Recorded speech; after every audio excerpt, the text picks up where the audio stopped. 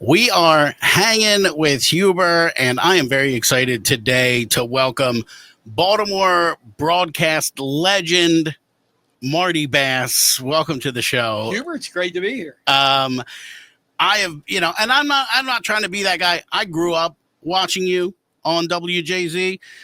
It is an absolute pleasure to be sitting here across from you as a colleague, and not just as a fan, which is really cool. I appreciate it very much.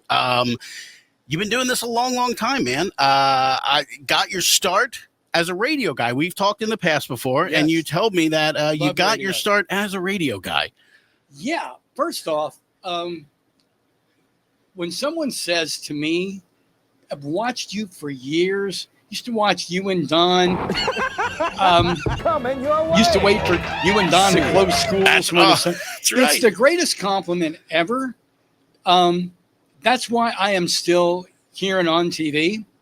And it's never been about me. It's always about WJZ. There's not a human being that's bigger than the show. I like to say, without that little logo next to me on the screen, I'm just another short, bald guy walking down the street, man. You said a mouthful there, Marty. I got to say, you've seen it through your career, I'm sure. I've seen it through my radio career for sure. Personalities become big in the market. They absolutely do. And they go to try to do their own thing. They go to another brand, and it just doesn't land. And they're no less talented than they were when they were with the original place. But there's something about the sum being greater than the equal of its parts. Like, there's something about you on WJZ. You'd still be Marty Bass somewhere else, but I don't know that it would land the same. I don't think it would land the same. It absolutely would not be the same. Yeah. And I'm trying not to choke. I took a swallow of this very generously large bottle of water you provided. Excuse me. No, you're right. And it's the same with you. When lightning strikes in this business, take it. Sure. Whether it's in Baltimore, whether it's in Tulsa, whether it's in New York. Look, somebody from New York could be the boss of the hot sauce up there and go to LA, fail. Sure. And I made a decision a long time ago that Baltimore and I were a really good fit. And that's why I've never tried to leave. I have that written down right here. You can come around and read it. What kept you in Baltimore? Did you ever aspire to New York, LA, or whatever? I think we all did. But at some point, you get an offer. I got a couple of offers. And when the rubber hits the road, am I really going to take this? Am I going to be happy? Do I want to take that chance? The answer across the board was no. Sure. I'm really happy here. It makes me happy to see that, because I am a homegrown talent. I went to Perry Hall High School. I went to Towson University. I was an intern at WIYY at Hearst. I worked there for 18 years. Legendary radio station. Sure. In 2017, I came to the Bay, and I've been there. I have had a 20-plus year radio career, never packed a U-Haul, never had to move.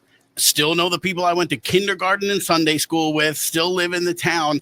And I feel like it's my superpower now, because when I go to opening day, when I go to a concert at CFG, I can feel it. I love the town. I love bumping into people. I love the businesses. I just love everything about it. I mean, opening day, memories flood back. I mean, one just hit me.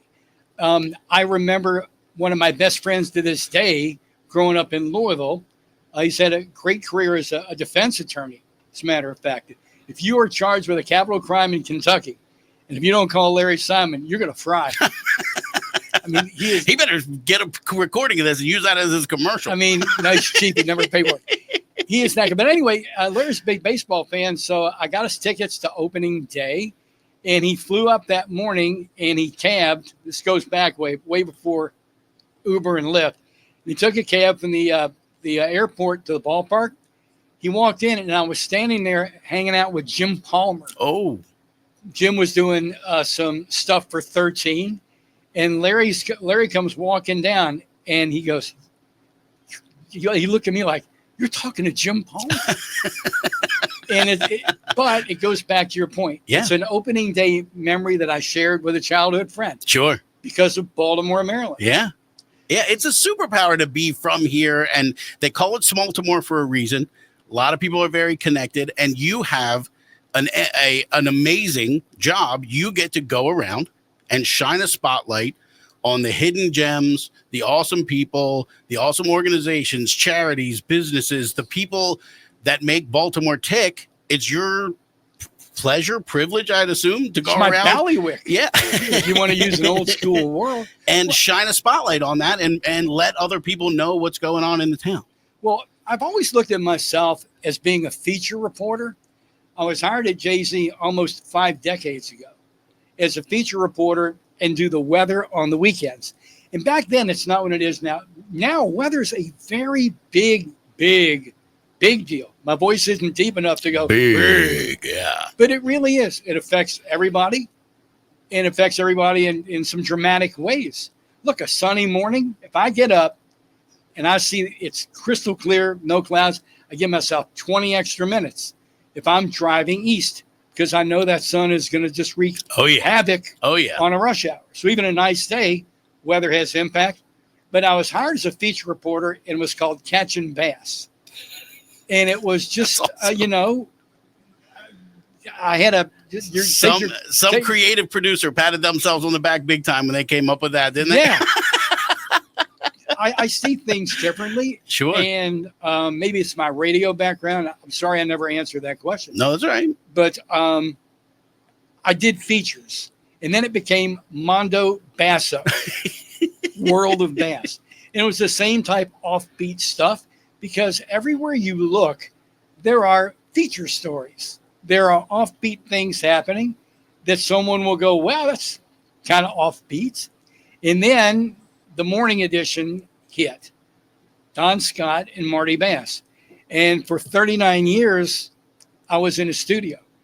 Through about the first half of that, I was still doing features, then it became too much. So for let's just say for the last 20 years of that run, I was in a studio.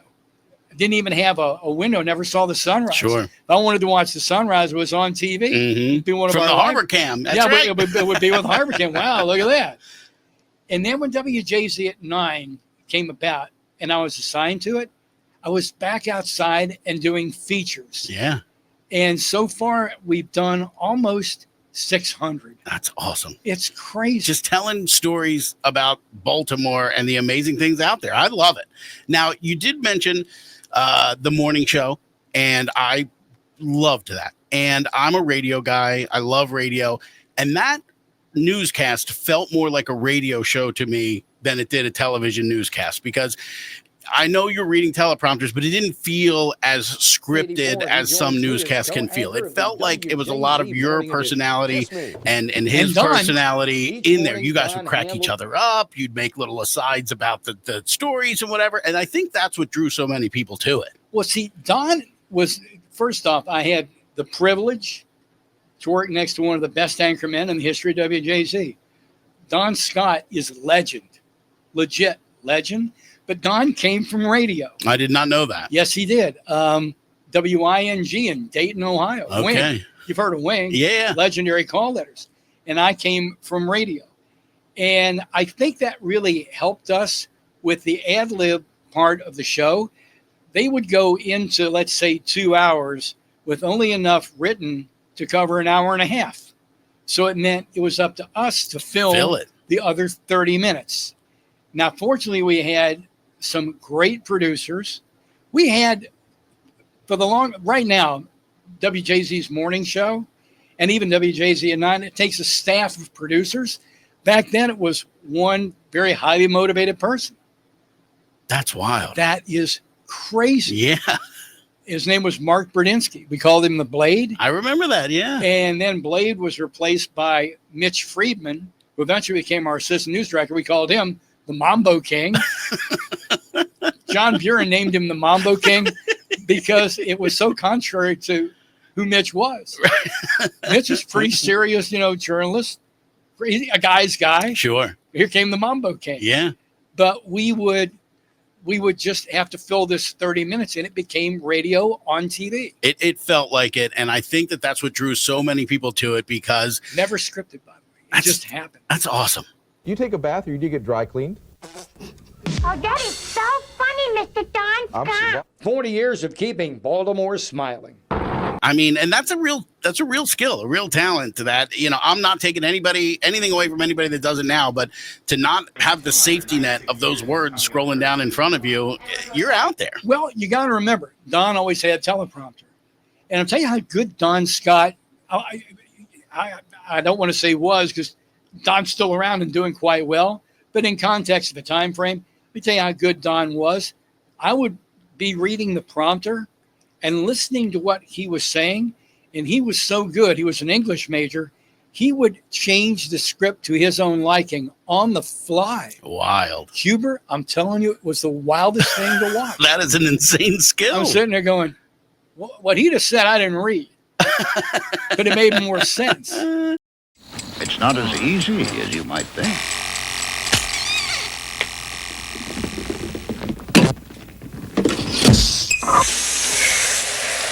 So the next time you're looking for the morning's most accurate weather forecast, just remember what Marty goes through to get your day started off on the right foot. Marty Bass on the Eyewitness News, Morning Edition. After all, that's what friends are for.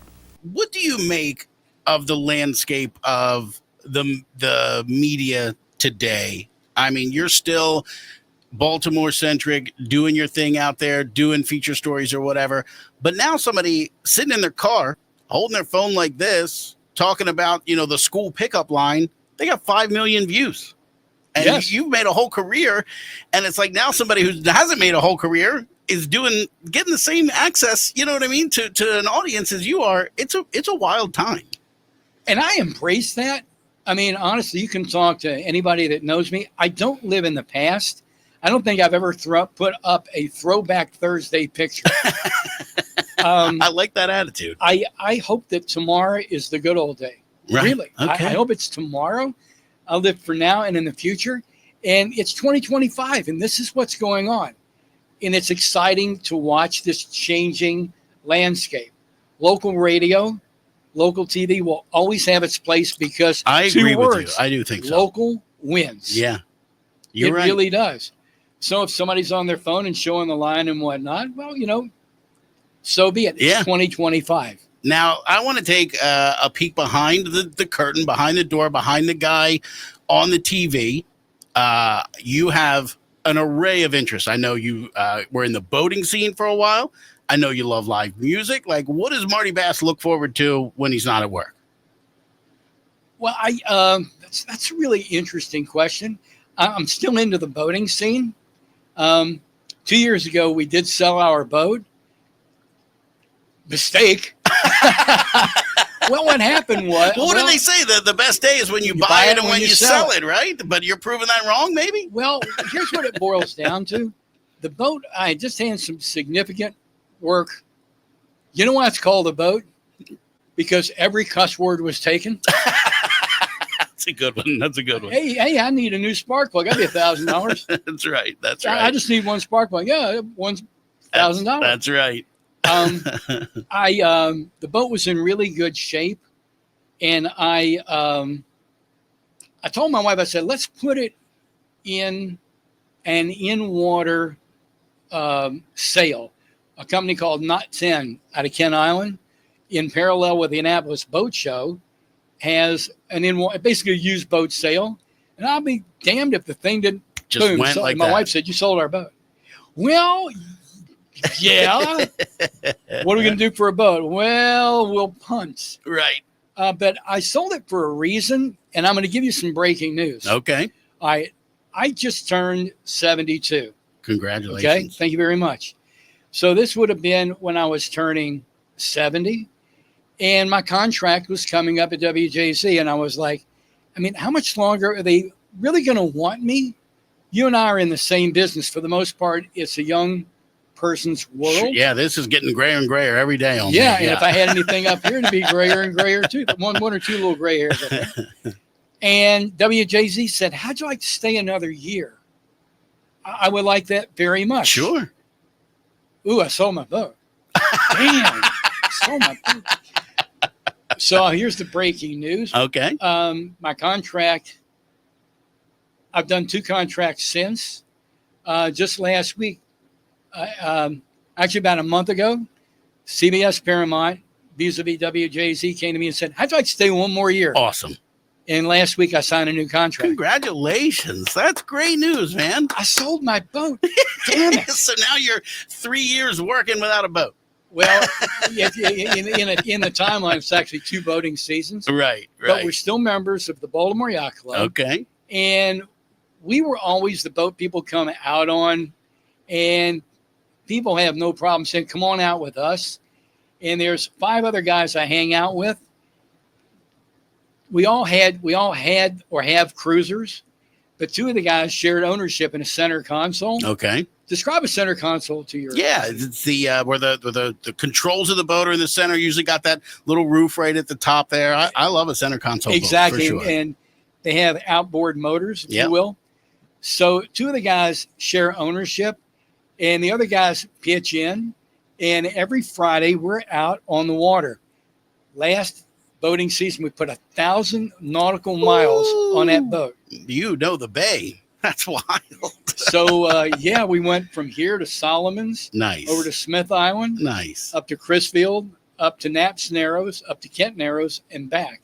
So I'm still doing a lot of you're still doing a lot of in boating. the game. And I know it's not my boat, and it's like, I'll get this fill up. We need the boat wax. Let me pay for it. Sure. And we all kind of kick in. So fortunately, Yeah, I have you found your way on the water I have the best friends. You know what the best friend is? with a boat, That's exactly correct. and then maybe 1A with a pool. It's that's kind of 1 and I'll go 1A. with that. Yeah. I'll go with that. Yeah. And what about your music taste? I know you've been known to be seen out at some live concerts and stuff like that. Do you still make your way out and about to take in live music? Yeah. It was last weekend. Was it last weekend? No, 2 weekends ago. I was at the Sphere in Las Vegas. And I saw Dead and Company 2 nights in a row. Amazing. Have you been to the Sphere? I have not. It is something I absolutely have to do. I'm going to suggest you look at their schedule of events. Pick a group, and this goes for the folks listening or watching this. Pick a group you want to see and go. I mean, if you're in Las Vegas, you can go in the Sphere. I think it's like $75 or $80 a ticket. You see this incredible movie, and you get to experience it. But when you're in there with 18,600 people, and all of a sudden everybody goes at the same time because something's being shown to you on one of the 167,000 video screens that make up the Sphere. That when is you wild. feel that vibe, it's really unbelievable. I bet. That's pretty cool. That's very cool. So I like the Dead. I've always loved Jimmy Buffett. I listen to a lot of smooth jazz. I'm really into that. I like classic, like Sure. the Bay plays. Sure. Timeless music. I also like EDM. Wow. That shocks people when I tell them. But big fan of Lily Palmer. Very cool. Yeah. That's awesome. I'm glad to hear that. I mean, if there's a theme I'm picking up here, it is you are not dwelling in the past. You're not living with some nostalgic view that everything was better then and this is a lesser than. You are still looking forward. You're looking forward to another year with WJZ. You're looking forward to the next concert, the next boat trip, the next tech advancement, whatever it is. Yeah. I love that outlook. It really is a great outlook. It's exciting. Yeah. I mean, it really honestly is.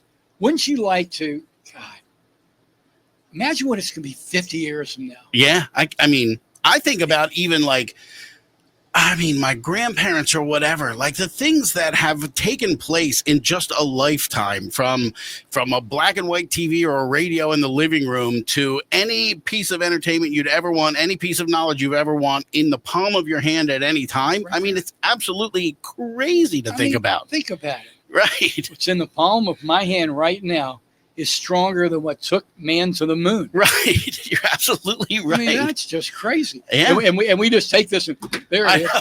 Thank God for OtterBox. And they're hooked to us 24/7, aren't they? Are you a Star Trek fan? I'm more of a Star Wars guy than a Star Trek guy. Okay, but in Star Trek, are you familiar with the Borg? Yeah, okay, yeah. The robot civilization, if you will. Uh-huh. They're all tied to the collective. That's what we're doing now? Is that what you're saying to me? And you want to give a Borg indigestion, you cut them off from the collective. Mm-hmm. They can no longer hear the collective.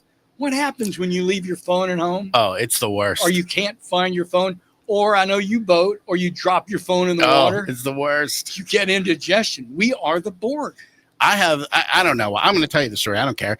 I was out on the boat one time, and we had this little sandbar. We were swimming, and all of a sudden I couldn't find my phone. Oh, Jesus. And all of a sudden it was hooked to a Bluetooth speaker, and it went quiet. And I said, oh, no. I knew what happened. I picked up my folding chair. When I picked up the folding chair, it slid off into the water. So I start walking around in the water, shuffling my feet. And after about 5 minutes, I feel it with my foot. And I'm just, the sense of relief just pours over me, right? I reach down, I pick it up. I'm like, is it going to work or not? I hold it up, I shake it 3 times. And by the third shake, it reconnected to the speaker and started playing music again. And you heard the Hallelujah chorus. And it was like a chorus of angels. It was absolutely hilarious. Yeah. But for that guy, I don't know, 10, 15 minutes, I was in a panic. This is going to cost me $1 million. I'm going to have to go through all the hassle to get it. What if somebody needs me? What if work needs me? I don't like being that reliant on it, but I know I am. We are the Borg. I don't feel like you are, though. I feel like you're out there living life. I don't think you're glued to your phone very much. No, I'm not glued to it, but it certainly is a tool. Yeah. You were talking about Star Wars. So my wife and I, we enjoy doing national parks. I've done 21. We've done 20 together. She hasn't been to Glacier, but I'm going to get her out there. Nice. So we knew we wanted to go to the Sphere and see Dead & Company, and our son and daughter-in-law were going to join us. My son and I have always had a good father-son relationship, but we really bonded over Dead & Company. When they first started, he was a big John Mayer fan. Okay, yeah. Great guitarist. He kind of found the Dead through John Mayer, and I found John Mayer through the Dead. Sure. So we knew we were going to celebrate my birthday, and he's turning 30 next weekend. So it's like, let's have a little 30th birthday party.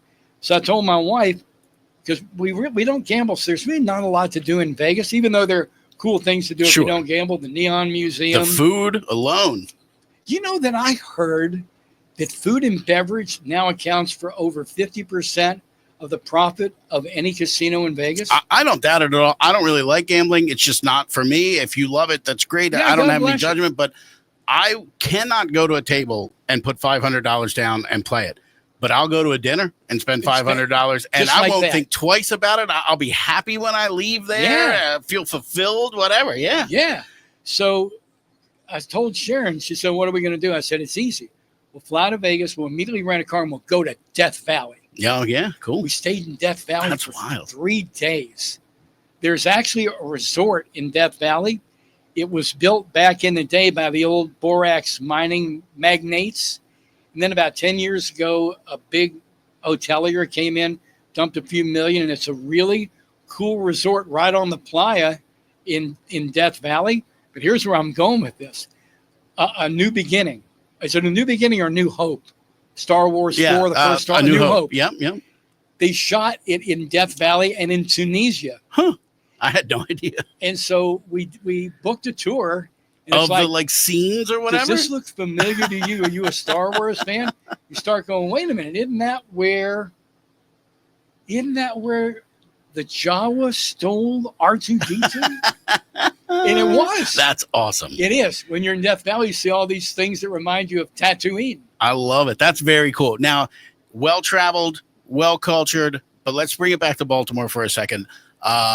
You've covered 1 million things, 1 million people, 1 million charities. Is there anything that really sticks in your craw as in a great way, or something you keep coming back to? Like, what are some of your best memories of covering this city for, what did you say, 50 years? 47 and a half. That is awesome. Yeah. Gosh, I got to think that one out. I know it could be like, trying to pick a favorite song or a favorite movie. I know that those things are tough, but I just wonder if there's one thing that just has stuck in Marty Bass's head throughout this career. Gosh, Hubert, I got to think. I really have to think. I'm drawing a blank because there are. And maybe that's it. Maybe it's everything. That's the beauty of Baltimore. Every day's been a new adventure. We had an old cameraman named Norm Bogle. remember on the morning edition, a segment called Now and Then? Yeah. Oh, yeah. Where the cameraman, that was Norm Vogel, he'd take an old story, find some old news story, and then he'd update it. I asked Norm once, I said, how do you, of the millions of things you could take a picture of, what do you know what to take a picture of? And he said, it's simple. If I look twice, I shoot it. So if I'm rolling around Baltimore and I look twice, well, there's a catching bass or a Mondo bass. It's a story worth telling. Or WJZ at 9, Where's Marty? It's the story worth telling. That's awesome. I mean, gosh, Huber, I wish I had an answer. That answer you just gave is probably the best because it probably changes. You're a different person than you were 47 years ago, and the things that interest you now may be different than the things that interested you then, and at different stages of your career for sure. I mean, I'll tell you just recently, something that will always stick out in my mind, always. I got to see the handwritten by Francis Scott Key national anthem at the Maryland Center for History and Culture on Park Avenue, which used to be called the Maryland Historical Society, which was kind of a stuffy old place. But now I think it's one of the best attractions in Baltimore. The Maryland Center for History and Culture, they have visiting hours. It was Flag Day, I think, a couple years ago. So we just cold called Maryland Center for History and Culture. Hey, you got anything of Francis Scott Key, maybe his briefcase, his hat? They said, we have the original Star Spangled Banner. Yeah, So that'll do it. So wait a minute, what? That'll do. And they said, we have the Star Spangled Banner. And I couldn't believe it wasn't in the National Archives or the Smithsonian, but Yeah. it wasn't. It's in a case, not unlike the Declaration of Independence is, or down in Annapolis in the State House, Washington speech where he resigned his commission. I guess it's an argon-filled case, a glass-filled case, so light won't destroy it. Right. He, after he was released from captivity, we're painting with a broad brush here, went to a happy hour. Sitting there drinking a beer, a glass of mead, whatever they drank back then, maybe a glass of wine. And he wrote the poem that became the Star Spangled Banner. He had incredible penmanship. He obviously back then carried ink and a pen with him. It's not like they had big pens. Right. You can see where he scratched a few things out, where he made it a little more legible. I could show you a picture on the phone. That's wild. And I'm as close as I am to this microphone looking at it. Oh, say, can you see? You can read that entire first paragraph, and it's like, okay, there's where we pause and go, oh, right there. That's awesome. And that will always stick. With me and my cameraman, K2, we agree it's one of the top 2 things we've done on Where's Marty. And when I finally call it a day, let's say 50, a couple more years now, 50 years, what'll be in your top 10? Well, that one. And when that Where's Marty was over, I went to the car, turned on Spotify, and queued up the United States Marine Corps Band's version of the national anthem, and I cried. I bet. That's a touching God's moment. I'm getting emotional I can thinking see about it. it. Yeah. There. When we get done, I'll show it to you. I can't wait to see You're it. going to go, Yeah. wow, there it is. So that's going to rank up there always. Well, look, man, Baltimore is a better place because of you. I mean that wholeheartedly. The way you have been able to tell the stories of the people in Baltimore, of the little corners in the local neighborhoods that maybe, get missed, but they catch your eye that second time, and you've been bringing it to us for a long, long time. And I appreciate it, man. I appreciate you sitting down with us here today and taking the time. And it's been a true pleasure, Marty, man. I really do appreciate it, man. Thank you so much. And I'm going to take you up on looking at that photo In just a second. Yes, sir. Thank you very much, Marty. Thank you, Huber. Thank you for hanging with Huber. And let's go look at that thing. I want to see You're it. going to do it right now. Yeah. I'm going to blow your mind. This is going to blow your mind. I know exactly